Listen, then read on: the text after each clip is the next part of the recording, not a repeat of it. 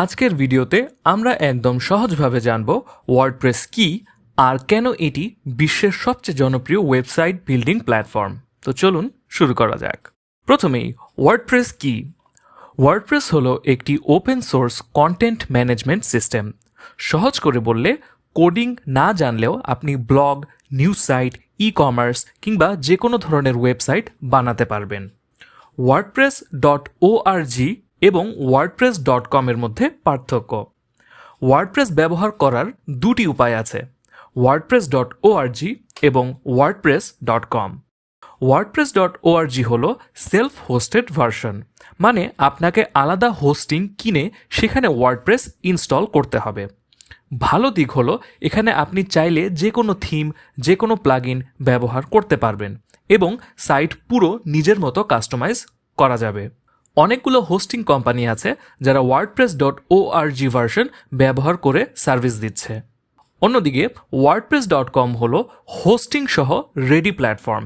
এখানে আপনি অ্যাকাউন্ট খুলেই সাইট তৈরি করতে পারেন, কোনো সার্ভার সেটআপ নিয়ে ভাবতে হয় না, তারা সব টেকনিক্যাল কাজ সামলে দেয়। সোজা করে বললে WordPress.org আপনাকে বেশি নিয়ন্ত্রণ দেয় আর WordPress.com বেশি সহজ ও মেইনটেনেন্স ফ্রি।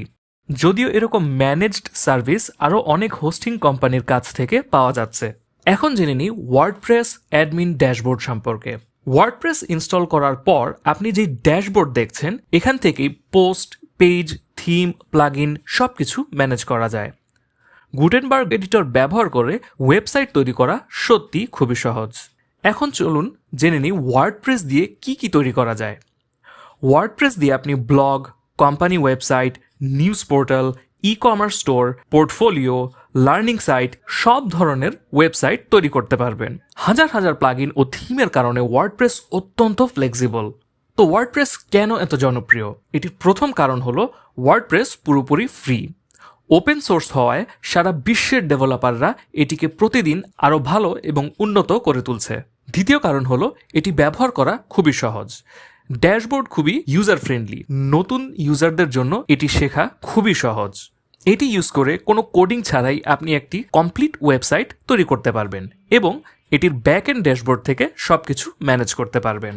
তৃতীয় কারণ হলো এটির থিম এবং প্লাগইনের ইকোসিস্টেম। ওয়ার্ডপ্রেসের প্রায় 60,000-এরও বেশি প্লাগইন আছে, অর্থাৎ আপনি যে কোনো সমস্যায় পড়েন না কেন, সেই সমস্যার সমাধান আপনি কোনো প্লাগইনের মাধ্যমে করতে পারবেন। আপনি আপনার ওয়েবসাইট কাস্টমাইজ বা ডিজাইন যদি করতে চান, সেটির জন্য রয়েছে হাজার হাজার থিম।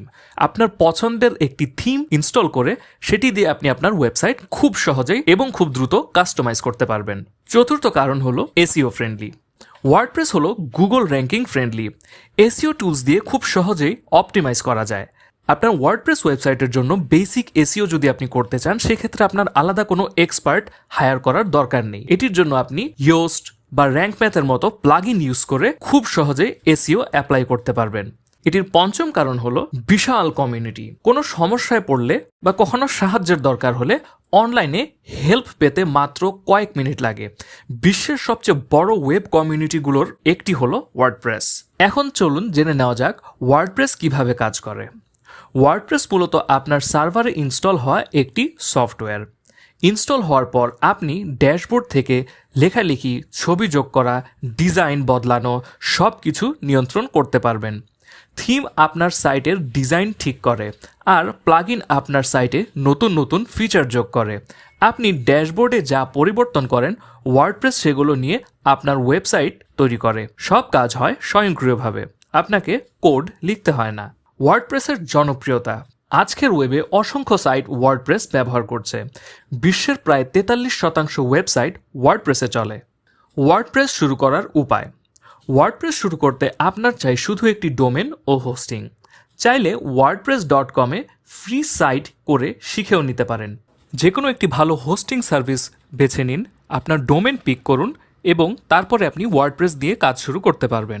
তো ভিউয়ার্স, ওয়ার্ডপ্রেস কি এবং কেন এটি এত জনপ্রিয়, এখন আপনার ধারণা পরিষ্কার। পরের ভিডিওতে আমরা দেখব কিভাবে ওয়ার্ডপ্রেস ইনস্টল করতে হয় এবং ড্যাশবোর্ড ব্যবহার করতে হয়।